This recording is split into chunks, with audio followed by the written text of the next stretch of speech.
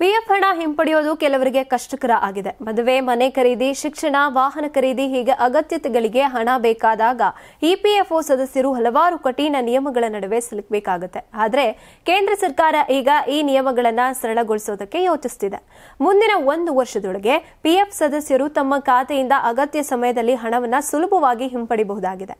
ಪ್ರಸ್ತುತ ನಿಯಮಗಳ ಪ್ರಕಾರ ಸದಸ್ಯರು ಸಂಪೂರ್ಣ ಹಣನ 58 ವರ್ಷದ ನಂತರ ಅಥವಾ 2 ತಿಂಗಳಿಗಿಂತ ಹೆಚ್ಚು ಕಾಲ ಕೆಲಸ ಇಲ್ಲದೆ ಇದ್ರೆ ಮಾತ್ರ ಪಡಿಬಹುದು.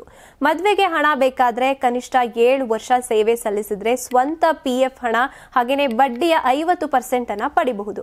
ಮನೆ ಕಟ್ಟೋದಕ್ಕೆ ಅಥವಾ ಖರೀದಿಸೋದಕ್ಕೆ ಕನಿಷ್ಠ 3 ವರ್ಷ ಸೇವೆ ಇದ್ರೆ ಒಟ್ಟು ಹಣದ 90% ಅನ್ನ ಪಡಿಬಹುದು. ಶಿಕ್ಷಣಕ್ಕಾಗಿ ಮಕ್ಕಳ ಮೆಟ್ರಿಕ್ ನಂತರದ ಶಿಕ್ಷಣಕ್ಕೆ ಹಣ ಬೇಕಾದ್ರೆ 8 ವರ್ಷ ಸೇವೆ ಸಲ್ಲಿಸಿದ್ರೆ ಸ್ವಂತ ಪಿಎಫ್ ಹಣದ 50% ಬಡ್ಡಿಯೊಂದಿಗೆ ಪಡಿಬಹುದು.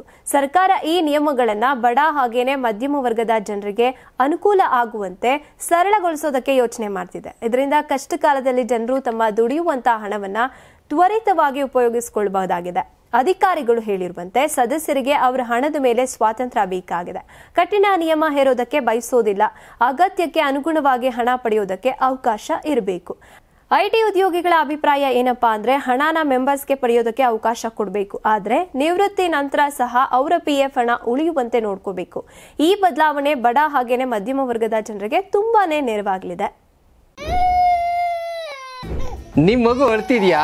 ಹಾಗಾದ್ರೆ ನಿಮ್ ಮಗುವಿಗೆ ಜೀನಿ ಸರಿ ಇಟ್ಕೊಡಿ.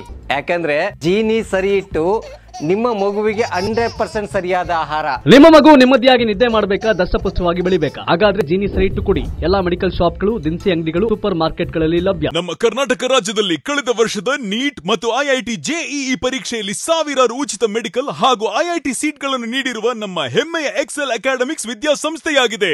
1 ವರ್ಷದ ಲಾಂಗ್ ಟರ್ಮ್ ನೀಟ್, ಸಿಇಟಿ ಮತ್ತು ಐಐಟಿ ಜೆಇಇ ದಾಖಲಾತಿ ಪ್ರಾರಂಭವಾಗಿದೆ. ಮೆಡಿಕಲ್ ಅಂದರೆ ಎಕ್ಸೆಲ್, ಎಕ್ಸೆಲ್ ಅಂದರೆ ಮೆಡಿಕಲ್.